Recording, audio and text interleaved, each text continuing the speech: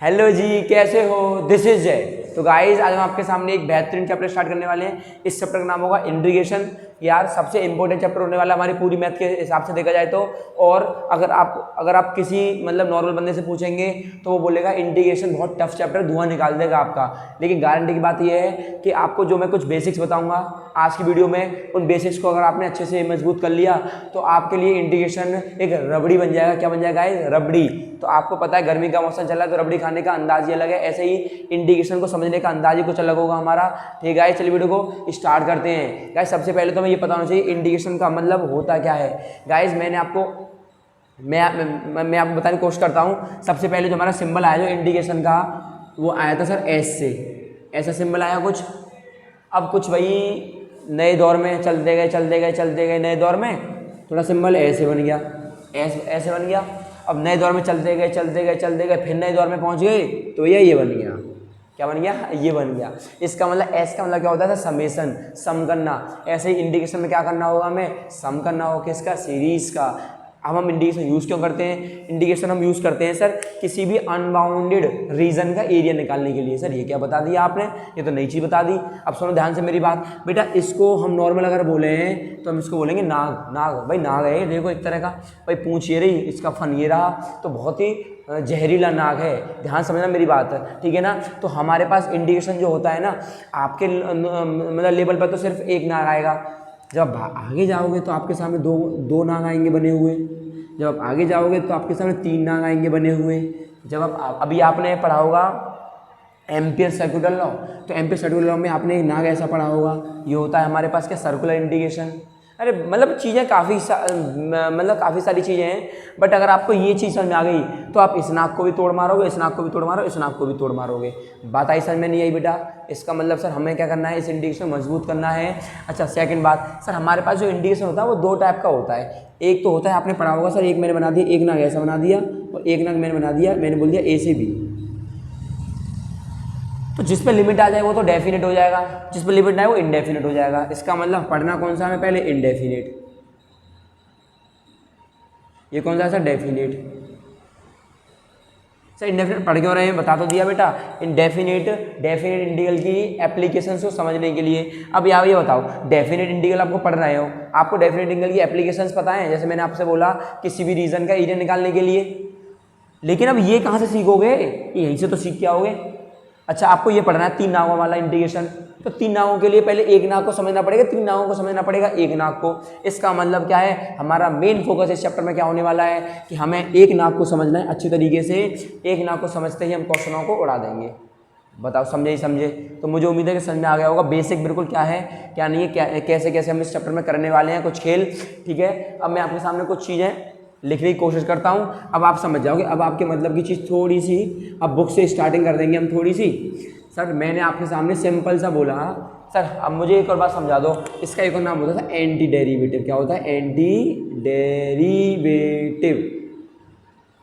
मतलब डेरिवेटिव का एंटी बोले तो उल्टा, डेरिवेटिव में आगे जा रहे हैं, इंटीग्रेशन में पीछे आएंगे।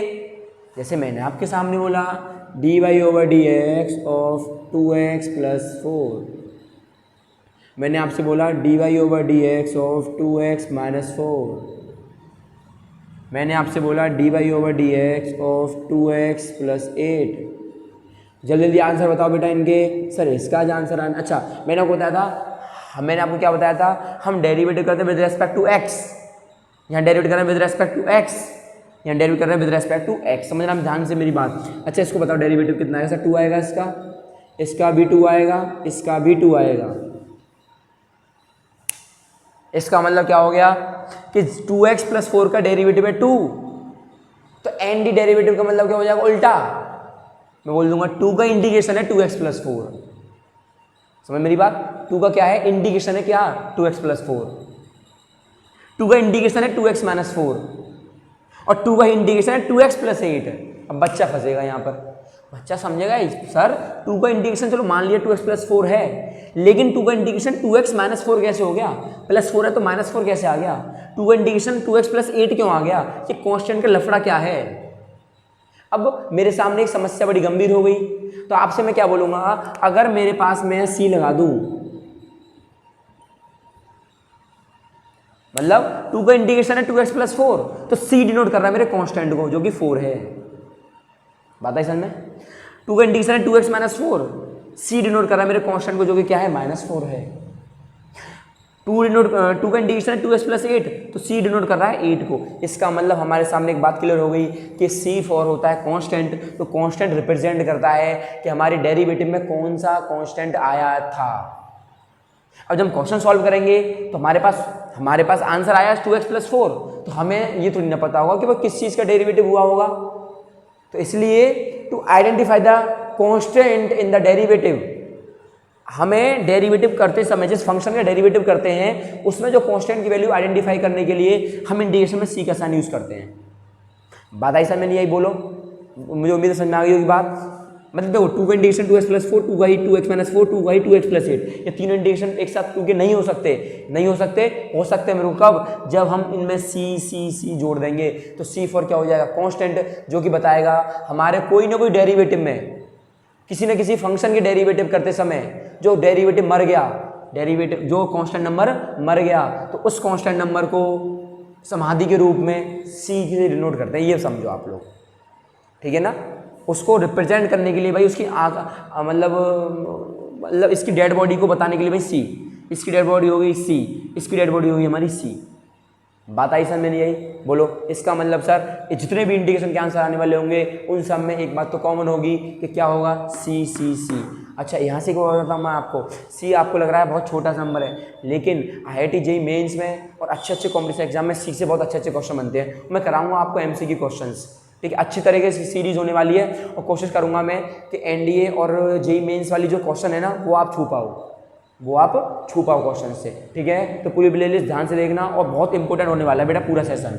बात आई समझ में? तो मुझे उम्मीद है कि यहाँ से थोड़ा सा आपको समझ में आ रहा होगा कि हम गए आगे हमें जाना पीछे, हम गए आगे हमें जाना पीछे, हम गए आगे हमें जाना है पीछे। अब हम हर क्वेश्चन में फंक्शन तो गिवन नहीं होगा, हमें गिवन होगा क्या, कोई ना कोई नंबर गिवन होगा, उस नंबर का डेरिवेटिव करेंगे, उल्टा जाएंगे तो क्या आ जाएगा, इंडिकेशन आ जाएगा।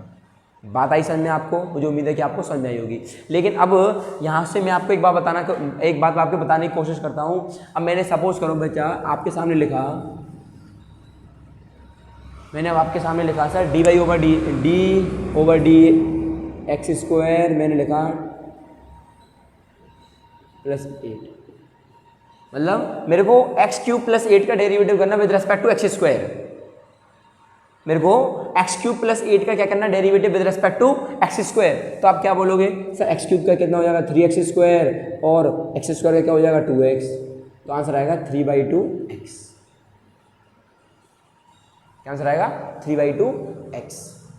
अब मैं आपसे अगर बोलूँ integration of 3/2x with respect to dx², इसका मतलब क्या है, इसका मतलब ये हो जाएगा मेरे पास जिस मतलब इंडिकेशन को मैं जब विद रेस्पेक्ट टू इंडिकेट करूंगा वो है मेरा इस बार x²। मतलब अगर आपके सामने लिखा है indication of 2x with respect to dx, इसका मतलब क्या है कि मुझे 2x का इंडिकेट करना है विद रेस्पेक्ट टू dx। और यहाँ पे क्या है 3/2x, 3/2 कॉन्स्टेंट बाहर ले लेते हैं, इसको आप और बेहतर समझ पाओगे।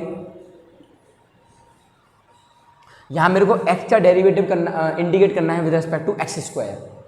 इसका मतलब क्या हो गया होगा, इसका मतलब ये हो गया होगा सर कि जब भी मैं 3x/2 का इंडिकेट करूंगा विद रिस्पेक्ट टू dx² तो मेरा आंसर क्या आने वाला होगा, x³ + 8। क्या आने वाला होगा, x³ + 8। बात ऐसा नहीं हुई, मतलब मैं क्या कहना चाह रहा हूँ आपके सामने कि ये जो है हमारे पास ये विद रेस्पेक्ट टू, ये मेन है, ये क्या है हमारे पास सर, मेन है। ऐसा मत कर देना आंख बंद करके सवाल आ गया आपके सामने 2x with respect to dt बोल रहा है, आप ठोका आंसर क्या 2 × x²/2, 2 से 2 मर गया, x² आ गया और बाहर आके नाच रहे हो भैया सवाल सही हो गया, मारे जाओगे लड़ाई में। क्यों, यहाँ पर बोला विद रिस्पेक्ट टू dt और 2x हमारे लिए dt का 2x हमारे लिए क्या काम करेगा, कांस्टेंट का काम करेगा। किसका काम करेगा, कांस्टेंट का काम करेगा।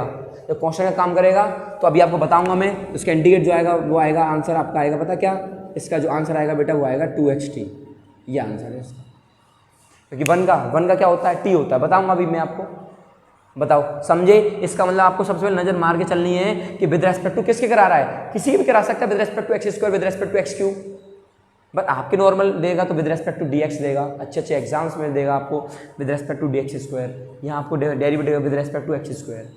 बात आई समझ नहीं आई? मेरे को उम्मीद है समझ आ रही होगी आपको अच्छे तरीके से, ठीक है। इसके बाद थोड़े से इसके बेसिक सब फॉर्मूलेस अब थोड़ा सा कर लेते हैं ताकि आप लोग समझ जाओ कि हम लोग करने के वाले हैं।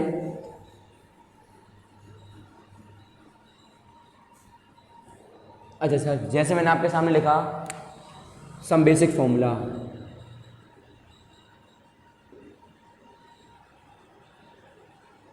अगर आपको इंटीग्रेशन को समझना है तो आपको फॉर्मूलों का थोड़ा सा ज्ञान होना चाहिए।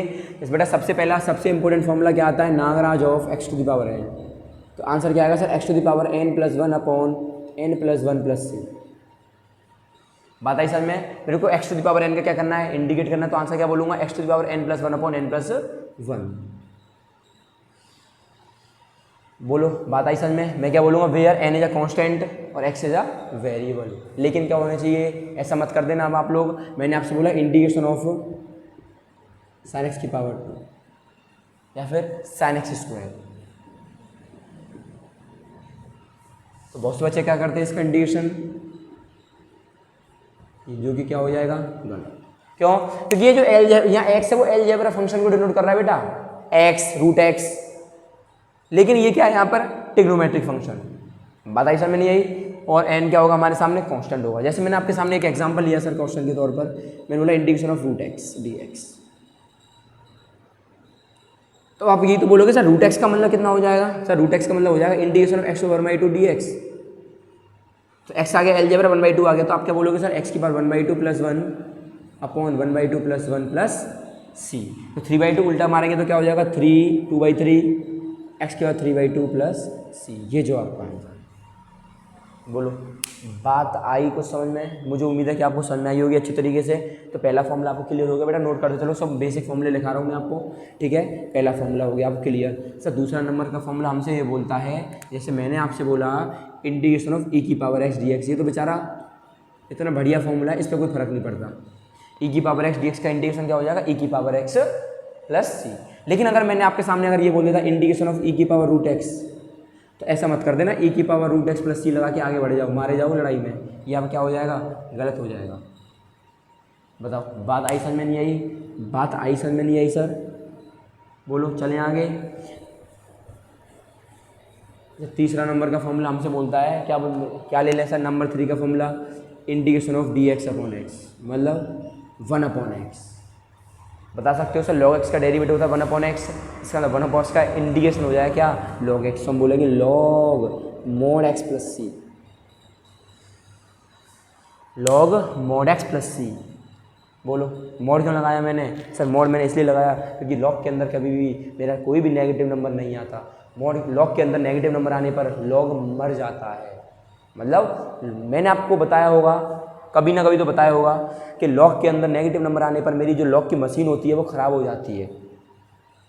जैसे मशीन में मैंने आटे वाली मशीन में गेहूँ डालेंगे तो आटा मिलेगा, मैंने उसमें डाल दिया, अब की बार पत्थर ईंट डाल दी तो मेरी मशीन ख़राब हो जाएगी। ऐसे ही इसमें मेरे को क्या डालना पड़ेगा, कुछ ऐसी वैल्यू डालनी पड़ेगी जिससे मुझे क्या मिले, आटा मिले। तो गेहूँ डालने पड़ेंगे, इसमें गेहूँ का काम कौन करेगा, पॉजिटिव वैल्यू। क्या काम करेंगी, पॉजिटिव वैल्यू। बात आई समझ में ना? तब 3 फॉर्मूले तैयार हो गए आपके, ये बेसिक फॉर्मूले थे। चलें आगे बेटा। सर नंबर नेक्स्ट फॉर्मूला, जैसे आपको ये पता होना चाहिए एक और फॉर्मूला किसका, जैसे मैंने आपसे बोला number 4 integration of sine X. बेटा जल्दी लिखते हैं, minus cos X plus C, integration of cos X, D X लगाते जाओ। अरे बेटा डी एक्स तो लगाओ sir, sine X plus C. Sir number 6 integration of sec square x D X, tan X plus C, integration of sec X tan X D x बराबर sec x plus c. बात आई समझ में? Number 8 लिया अब आपके सामने integration of cosec square x D x minus cot x plus c. मैंने आपके सामने लिया number 9 integration of cosec x cot x D x बराबर मैं बोलूँगा minus cosec x plus c. बात आई समझ में नहीं आई? बोलो ये बेसिक फॉर्मूले बेटा आपको पता होना चाहिए, ठीक है, चलें आगे, बोलो चलें आगे। ठीक है, आपने नोट कर लिए होंगे। कुछ अब बेहतरीन 2-3 क्वेश्चन करते हैं जिससे आपको समझने में आ जाए कि भाई इंटीग्रेशन का हम इन फॉर्मूलों का यूज़ करेंगे तो करेंगे कैसे। जैसे मैंने आपके सामने सबसे पहला एक क्वेश्चन लिखा। अच्छा, एक और फॉर्मूला मैं आपको बताना भूल गया, तो भी बता देते हैं। नंबर नेक्स्ट मैंने आपसे बोला इंटीग्रेशन ऑफ ए की पावर एक्स डी एक्स, तो आंसर आएगा बेटा ए की पावर एक्स अपॉन लॉग ए प्लस सी। बात आई समझ में नहीं आई? बोलो, बात आई समझ में या नहीं आई? आ गई होगी मुझे समझ में। ठीक है, यहाँ पर जो ए की वैल्यू होती है क्या है, कांस्टेंट है, तो हम क्या बोल सकते हैं कि ए हमारा जो होगा ग्रेटर देन किससे होगा, 0 से होगा। जो ए होगा हमारा वो क्या होगा, ए 0 से ग्रेटर देन 1 2 3 4 5 6 7 8 9 10। बात आई समझ में? जैसे मैंने आपके सामने एक क्वेश्चन लिया इसी से रिलेटेड, इंटीग्रेशन ऑफ ई की power x upon 2 d x. Integration of e की पावर एक्स अपॉन 2 की पावर 2x प्लस 3। सिंपल सा क्वेश्चन है, ट्राई करते हैं इसको, समझने की कोशिश करते हैं। सर मैंने अब आपके सामने लिखा सर सॉल्यूशन के तौर पे एक्सरसाइज करना स्टार्ट करते हैं। मैं आपसे क्या बोलूँगा सर, सिंपल सी बात है, ए की पावर एक्स अपॉन इसको ब्रेक करेंगे 2 की पावर 2x में और डॉट 2 की पावर 3 में, तो 2 की पावर 3 में तो क्या मिलेगा सर, 8 मिलेगा। तो मैं आपसे ये तो बोलूँगा 2 की पावर 2x डॉट 2 की पावर 3 dx। तो आप ये 1/8 बाहर आ जाएगा, तो आपसे मैं ये तो बोलूँगा e की पावर x अपॉन ये 2 की पावर 2 क्या बन जाएगा सर, 4 की पावर x और dx। बोलो, बात आई समझ में? तो आपसे में हम क्या बोल देंगे, यहाँ कर रहे हैं 1/8 इंटीग्रेशन ऑफ e अपॉन 4 की होल पावर x और dx। तो अभी क्या बन गया, पूरा a बन गया, कांस्टेंट बन गया। तो a की पावर x का क्या होगा सर, a की power x upon log a। तो आंसर आएगा sir 1/8 e to the power 4 e upon 4 to the power x 1 upon log a. Log a कितना है सर, e/4 प्लस सी। ये आपका आंसर है। अरे बात आई समझ में? बोलो, यहाँ ये कैसे आ गया बेटा, देखो ए की पावर एक्स का क्या होता है, ए की पावर एक्स अपॉन लॉग ए, तो अपॉन लॉग ए कितना होता है, e/4 प्लस सी। चले आगे नेक्स्ट क्वेश्चन करने की कोशिश करते हैं। अच्छा क्वेश्चन है, ट्राई करते हैं उसको एक बार। मुझे उम्मीद है कि बेसिक समझ में आ गया होगा इंटीग्रेशन का, और आप NCERT का धुआं निकाल सकते हो आसानी से। जैसे सपोज करो बेटा, मैंने आपके सामने एक और क्वेश्चन दे दिया कोई बना के, integration of x² upon x² plus 1 dx। बेटा इंपॉर्टेंट क्वेश्चन है, एप्रो समझने की बात करना, ठीक है ना, एप्रो समझने की बात करना। देखो अब सबसे पहले दिमाग लगाओ, यार क्या करें। ऊपर x² कर सकते हैं बेटा, इसमें ना याद रखना u अपॉन v मत लगा देना कि नीचे वाले का स्क्वायर ऊपर वाले का इंटीग्रेशन, फलाना ठिकाना जो भी कर रहे हो आप लोग गलत मारे जाओगे। तो सबसे पहले बेटा इंटीग्रेशन का पहला रूल ये होता है कि आप उसको जितना क्वेश्चन को छोटा बनाओगे उतना आपके लिए बेस्ट रहेगा। जैसे मैंने इसमें थोड़ी सी एक अप्रोच मुझे दिख गई कि क्या सर, मैं इसमें ऐसे कर सकता हूँ,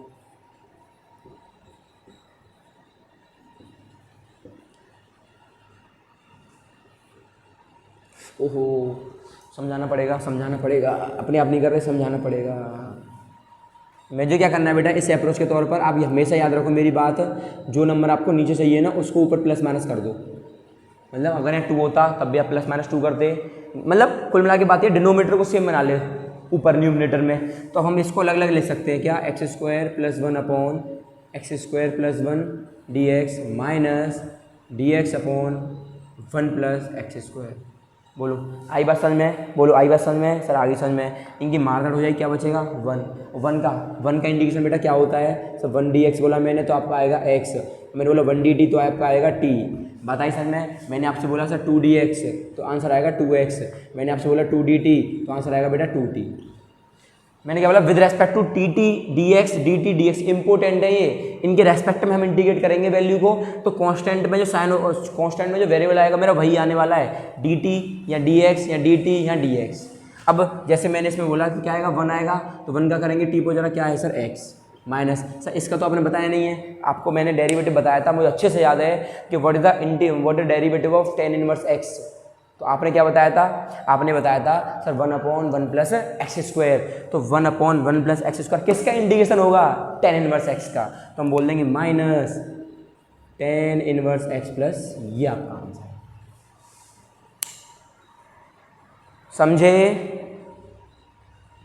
समझे? चले आगे सर, चलते हैं आगे, ठीक है। मुझे उम्मीद है कि समझ में आया होगा यार आपको। एक और क्वेश्चन करते हैं, चिल्लर मुल्लर सा क्वेश्चन है एक बेटा, मैंने आपसे बोला integration of x⁴ -1 upon x - 1 dx। Sir ये तो खतरनाक इंटीग्रेशन आ गया। सर खतरनाक की वाली बात नहीं है, आप सबसे पहले ये तो लगाओगे अप्रोच, सर यही तो लगने वाली होगी अप्रोच। बेटा ये चीज़ आपके दिमाग में अपने आप आनी चाहिए सोचने पर तुरंत। सर a² - b², तो क्या लिखने वाले हम लोग x² + 1 और x² - 1 अपॉन x - 1। बात आई समझ में? अच्छा इसको फिर से लिखेंगे किसकी फॉर्म में, x + 1 और x - 1 की फॉर्म में। तो बेटा ये हटा दो यहाँ से स्क्वायर, बोलो a + b - भी लिख सकते हैं हम इसको, हटाओ यहाँ से, फिर लगा देंगे x + 1, ये मर गए। तो सर अब कर सकते हो आप इसका इंटीग्रेशन, तो ये हो जाएगा x² + 1 और x + 1। तो हम लोग अब कैसे करेंगे, कैसे करेंगे, इसका आंसर आने वाला होगा, इधर कर देते हैं। इसका इसमें करेंगे तो कितना आएगा सर x³, इसका इसमें करेंगे प्लस x², इसका इसमें करेंगे प्लस x, इसका इसमें करेंगे +1। तो अलग अलग कर सकते हैं। इसका आएगा x⁴/4 plus x⁴/3/3 plus x⁴/2/2 plus x + c, ये आपका आंसर आने वाला होगा। बहुत समझे, मुझे उम्मीद है समझ में आया होगा आपको पूरा इंटीग्रेशन। ठीक है गाइस, आज के लिए फिलहाल इतना ही, मिलते हैं नेक्स्ट वीडियो में। कोशिश करेंगे कि इंपॉर्टेंट क्वेश्चन करें और कोशिश ये भी करेंगे कि आर डी शर्मा के क्वेश्चंस भी आपको मैं कराने की कोशिश करूँगा। ठीक है गाइस, तो जल्दी से वीडियो को अभी लाइक कर देना और कमेंट में ये बताना कि आपको इंटीग्रेशन कैसा लगा। कुछ आपने जैसे पहले पढ़ा था उससे कुछ अलग लगा या फिर सेम लगा, सेम तो लग ही नहीं सकता गाइस आपको। ठीक है गाइस, मिलते हैं नेक्स्ट वीडियो में, ध्यान रखो अपना, मेहनत करो गाइस। ठीक है, मैं बार बार बोलता हूँ मेहनत करो। 4 या 5 महीने की बात है, इस महीनों के बाद आप लोग अपने टारगेट जो भी आपका अचीव होगा, इतनी खुशी मिलेगी आपको, आप समझ नहीं सकते कितनी खुशी मिलती है जब हम किसी अपने टारगेट को अचीव करते हैं। ठीक है गाइस, तो आज के लिए इतना ही, मिलते हैं नेक्स्ट वीडियो में। थैंक यू फॉर वॉचिंग, जय हिंद।